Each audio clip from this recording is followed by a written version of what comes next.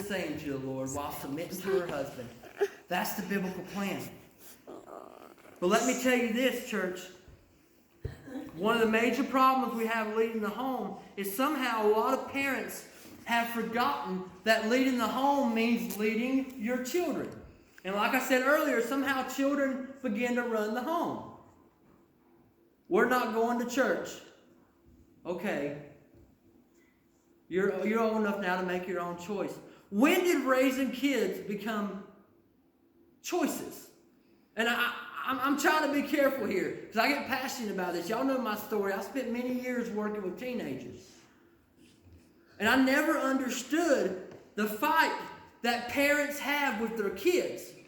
I mean, they will fight for days and days. I remember one parent telling me that he had a son that literally took trash right in front of him and just threw it on his bedroom floor and said, "Dad, I'm not picking it up." His dad said, "Pick it up." He said, "I fought with that boy for 2 or 3 days and I finally just picked up the trash myself." Does that sound right to you? Now, we can debate how to handle it maybe.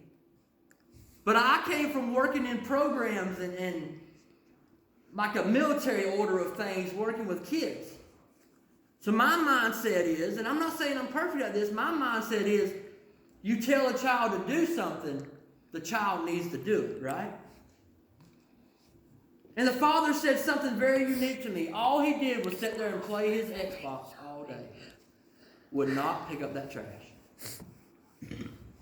I said, "Respectfully, sir, why didn't you just take that Xbox and throw it out the window?"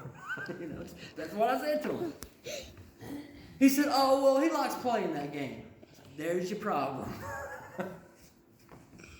He said, "What would you do?" I said, "That boy would be sitting there with no blankets, covers, you name it. No sheets, no TV, no video game, no furniture. I'll take the carpet out if need be. And he ain't doing nothing until that trash is picked up." And I'm not trying to be mean, but isn't that parenting? But we live in a world that gives kids an option where they're feeling like they don't need to clean their room. We need to respect their feelings. Their feelings do not matter when it leads to disobedience of their parents. Do you understand that? But every kid's important. Their feelings do matter. I believe their feelings do matter. I believe they matter a lot. But when feelings are an excuse to disobey and not follow their parents and not follow the Lord, it is not okay. Whatsoever. I'm sorry, it's not. Now, if they tell you, "I don't feel like cleaning my room," feel free to call me. I got plenty of experience. We'll get that room clean. Promise. But seriously, if they say, "I'm feeling depressed. I'm feeling like me and you don't talk anymore, Dad. You just argue with me." Those are feelings that matter, that you need to sit down and talk with your kid about and work through them. That's why feelings do matter. But we're in a generation that likes to raise their children. They don't even have a gender now. I mean, think about that. I'm not trying to be controversial. I'm just being honest. The kids pick their own gender. They decide what they want to do, when they do it, how they eat, what they want to eat. I saw a thing online. A celebrity's 6-year-old child was in diapers. And a lot of people went, The child had no medical condition. Nothing like that. Please don't hear me wrong. The child had no reason from a medical standpoint or an emotional or a mental standpoint to be in diapers. And the celebrity's response was, "We're letting the kid decide when they want to potty train." Now, I'm not trying to say I have all the answers, but does that sound right to you? You think a little kid would rather just say, "Oh, I don't have to go to the bathroom and do all that stuff. I'll just sit here. You can change me when you're ready." Just being honest, that's what happens. It's easier for them. So we're raising this generation where kids do what they want when they want. Now, I'm not trying to question everybody's parenting skills, or if you're a grandmother or a grandparent, or if you're an aunt or uncle. I'm not trying to put all y'all down. Nothing like that. But in general, that's what we face. And I do think it's a good thing that we try to listen to what a kid's saying, and we're trying to hear their emotions, because emotional pain does hurt. And I think it's very important that we hear them out and talk to them and be compassionate, loving parents and grandparents, so on and so forth. But we took our children We've raised them up here. In marriages, instead of it being a husband and wife and kids below, the wife will separate a little bit and put the kids above her husband. Or the husband will put the kids above the wife, and that was not God's intention. Your number one thing as a married person is not your child. It's not. The number one thing in a marriage is your spouse. It is not your child. Some of you are like, huh? So I leave the baby to sit on the couch and watch TV with my husband? I didn't say that. There are moments where your child needs to be number one for a little while. A sick child, a crying child, you name it, there are times. There are times as a pastor where one of you may be number one in comparison to my family just because of the situation. That's okay. That's a temporary thing. But me and the wife and the kids below, that's an eternal thing. Do you understand what I'm saying? So when we're leading our home and the wives are submitting and the husbands are leading and we're trying to lead our home toward Jesus, we got to put people in the right position.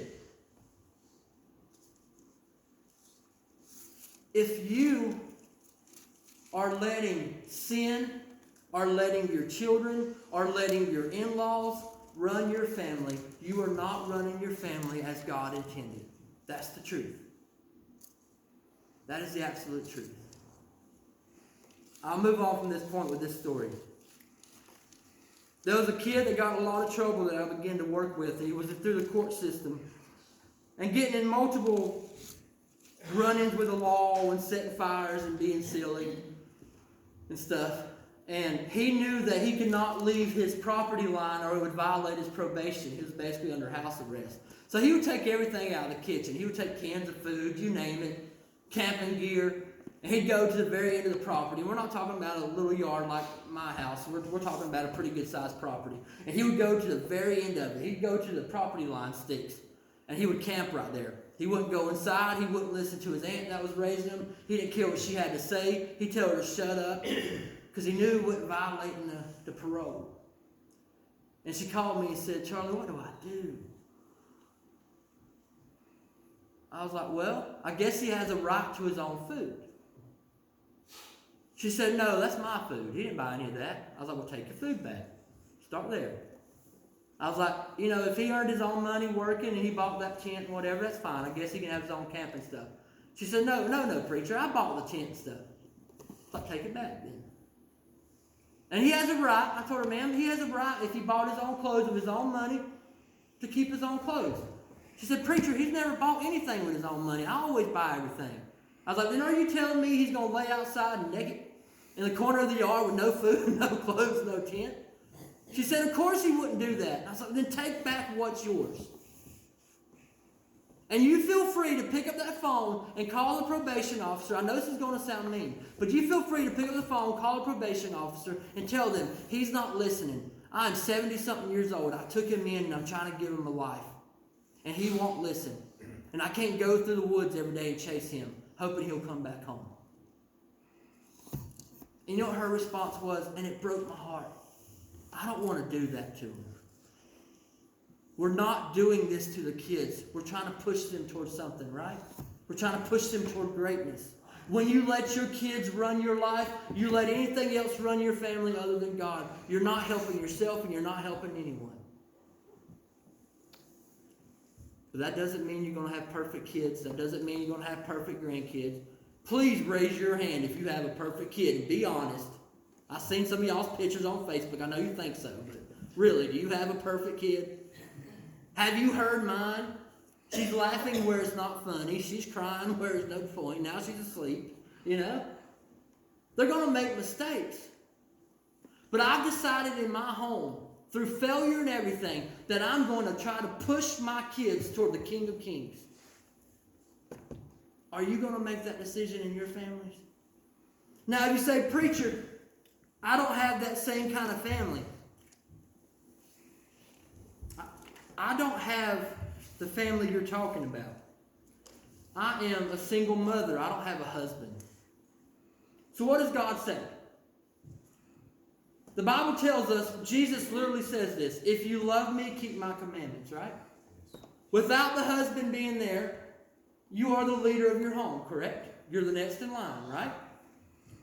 So that means your kids don't run you. That means sin doesn't run you. It means God is over your house and you're trying to lead your family toward Him. If you're a widower and you're living by yourself, no one at home, you still make those decisions. Because someone could come into your house, start using a lot of bad language, acting silly, and you have to make the same choice. I know you don't believe in Jesus like I do. I love you, but in my home, we don't talk like that. You still make that same choice. And if you're a kid, if you're listening to this and you're a child and you don't lead anything, you have the responsibility to honor your mother and father and listen to the Lord, right? You can name any scenario. This is not just about husbands. God points out the husbands because that's how He's dictated the family. We know families are not like that. It is not just because of our culture. Read the Bible. Not every family was perfect like that in the Bible, okay? At all. But the responsibility to lead your home toward Jesus Christ is a requirement of the Christian. You can love lost people. You can minister to lost people. You can love Christians that may not be the strongest Christians. You can minister to them. But you don't have to take your Christianity and put it somewhere else just to make the world happy. I love every one of you, but if you come in my car and turn on music that's inappropriate, it's going off. It is. Me and teenagers used to have fun with that conversation. But I don't like your songs. Well, then walk to church. Quit asking for a ride. How hard is that? I'm not trying to be mean. That's just life. I love you too, but if you want to ride, we're not listening to that. Why? My car belongs to Jesus, not because I'm perfect. I love every one of you. If you come to my house and start cussing, you got to stop. I love Jesus. I have kids. My family knows that. My family included. Not everybody is saved in my family. They tone things down. Because my home is God's home. And I'd rather be alone in that home with my wife and kids with no friends than to make the world happy. And it doesn't matter if you're single, married, widowed, or whatever. That's the same responsibility. My house belongs to Jesus. My car belongs to Jesus. My family belongs to Jesus. My workplace belongs to Jesus. My Facebook belongs to Jesus. My radio belongs to Jesus. My computer belongs to Jesus because my life belongs to Jesus. Lead your home. You're not here to make the world happy. You're here to honor God. Amen? Let's rise and bow our heads.